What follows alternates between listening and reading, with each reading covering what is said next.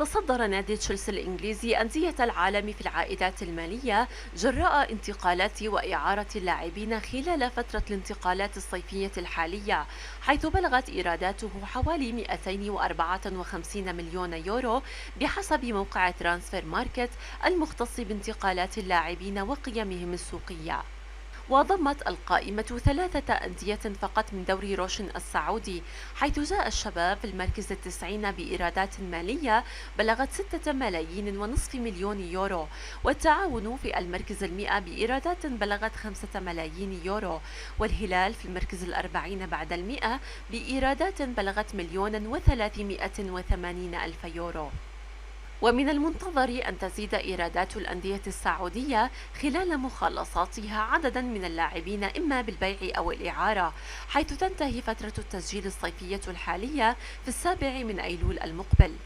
واحتل ليبزيغ الألماني المركز الثاني في القائمة التي ضمت 162 ناديا يملكون إيرادات، حيث بلغت إيرادات وصيف القائمة حوالي 141 مليون يورو.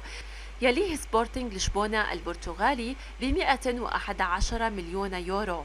وضمت القائمة أيضا ناديين تجاوزت إجمالي الإيرادات من بيع وإعارة اللاعبين فيهما 100 مليون يورو وأكثر، وهما بروسيا دورتموند الألماني وإنتر ميلان الإيطالي بحوالي 108 مليون. وأظهرت القائمة تسجيل 72 ناديا في العالم إيرادات مالية ب10 ملايين وأكثر.